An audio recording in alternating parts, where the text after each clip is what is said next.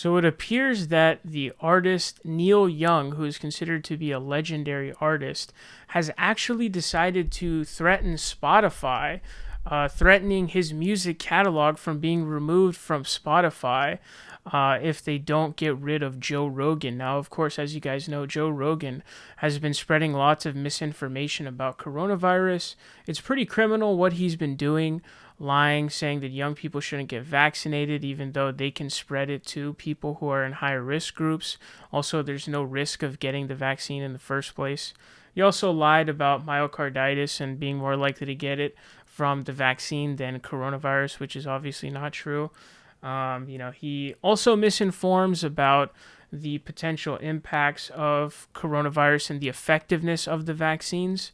So he's lied a lot, but in general, he's taken this weird rightward shift ever since he's moved to Texas and the Spotify deal happened.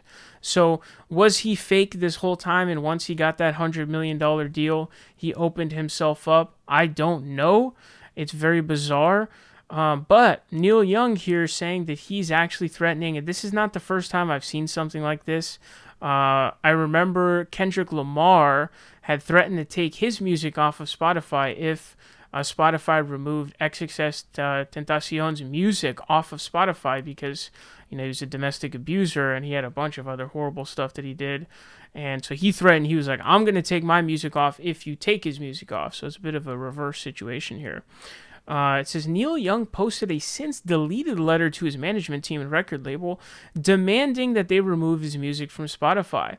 I am doing this because Spotify is spreading fake information about vaccines, potentially causing death to those who believe the disinformation being spread by them. He wrote, please act on this immediately today and keep me informed of the time schedule. I want you to let Spotify know immediately today that I want all my music off their platform, he continued. They can have Joe Rogan or Young, not both. Young is referencing the steady stream of misinformation about vaccines that Joe Rogan has peddled on Joe Rogan Experience. Last month, 270 doctors, physicians, and science educators signed an open letter asking Spotify to stop spreading Rogan's baseless claims. With an estimated 11 million listeners per episode, JRE, which is hosted exclusively on Spotify, is the world's largest podcast and has tremendous influence, the letter reads.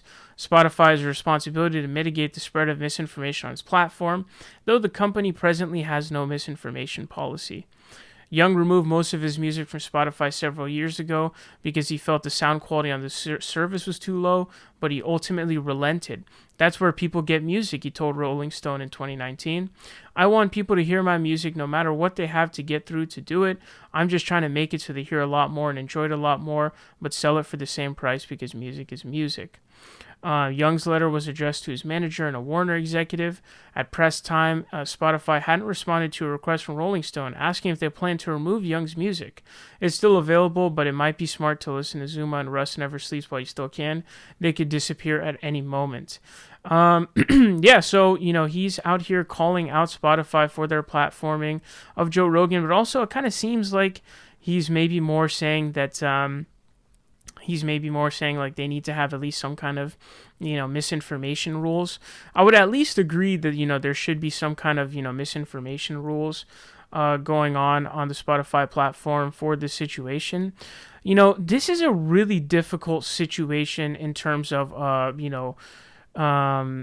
wading through the waters is very difficult in this situation because there's so many different things here. Obviously, deplatforming, right? Like the idea of getting Joe Rogan off of the Spotify platform.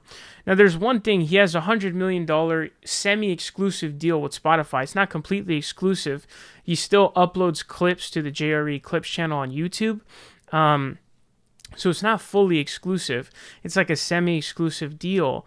So you could say like, oh, you're extra platforming him by doing this big deal with him.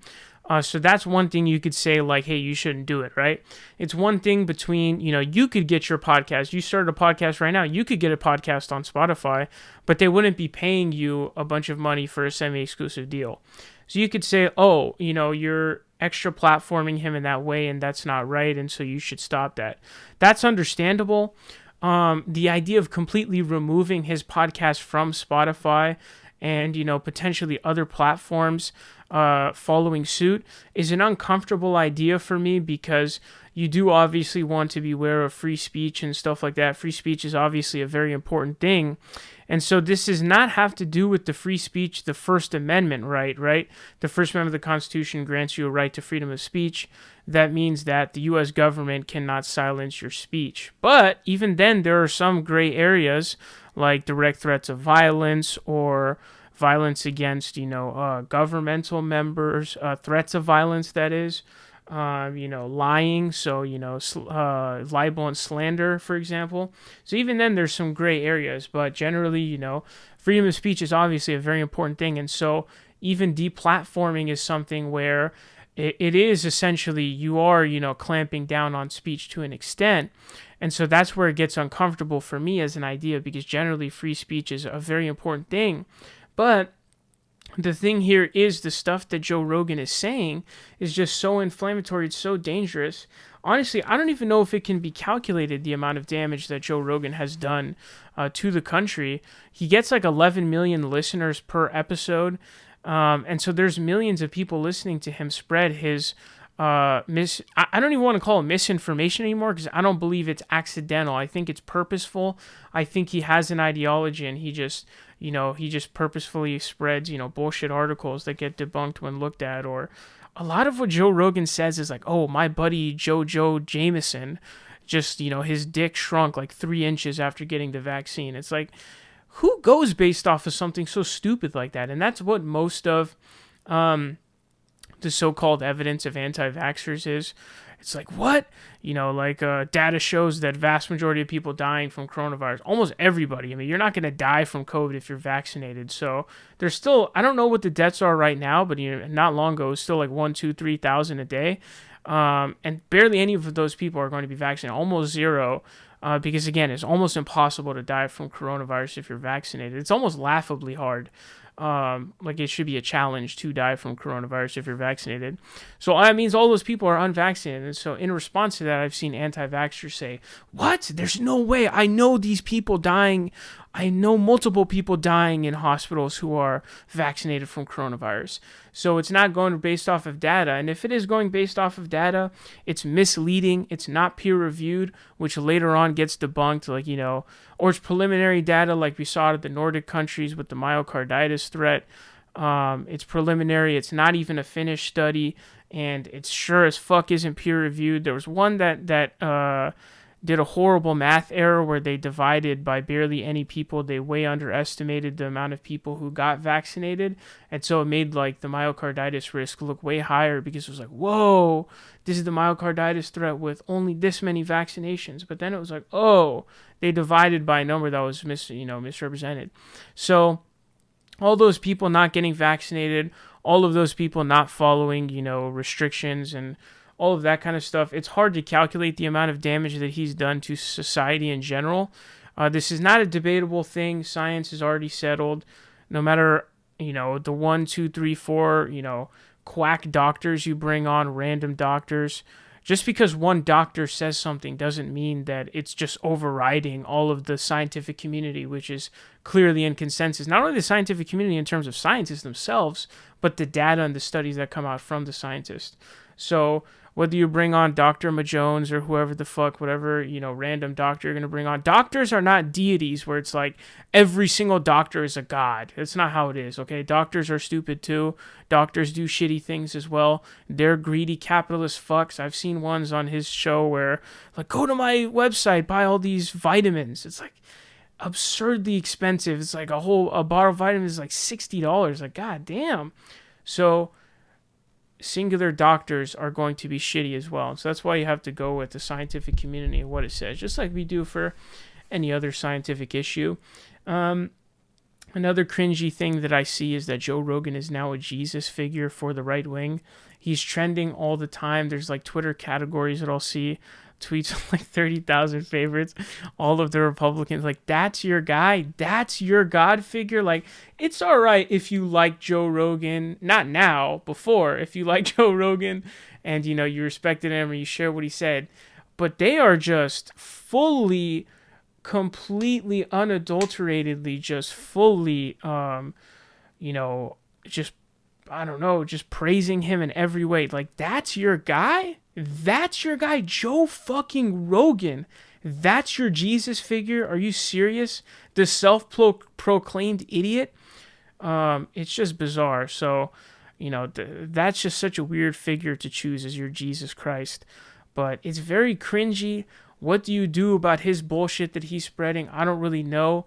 I'm definitely, uncomfortable with the idea of getting rid of him off of platforms. But at the same time, it's like the stuff that he's saying is leading to literal so many deaths. It's leading to, collapse of entire systems, obviously. Healthcare systems for being overrun from coronavirus and things having to be shut down because of coronavirus. So it's really crazy, honestly, what he's done. But at the same time, free speech is so important, and so I'm really mixed on where to really land on this, and so it's an uncomfortable position for me. And there's so much, misinformation on Twitter and other places. I think they need to do a better job of handling that kind of stuff. If you are spreading COVID bullshit, like, your tweet should be removed and stuff like that for sure. But, even that kind of stuff gets hard and, it gets difficult to wade these waters. But, it's also just not something you can expect people to do. And I certainly don't expect, and I don't even recommend people to really get bogged down in these, debates over the vaccine and coronavirus, as if it's not like it's already settled. It's not something you can argue with some dude who's sending you Wattpad links and bullshit articles and, stupid stuff based on Jimmy Joe Jameson and John J. Jack or whatever the fuck saying how his dick shrunk after getting the vaccine. So, a lot of bad stuff going on with Joe Rogan. Neil Young saying that he's going to take it off. Neil Young has like 6 million monthly Spotify listeners, so he's no chump. Obviously, he's considered a legend. So it's a big deal. And I can definitely understand the move that he's doing. Whether or not I support it, I'm honestly not sure. This is definitely very difficult waters to wade in this situation. But let me know what you think down below. A lot of stuff going down here.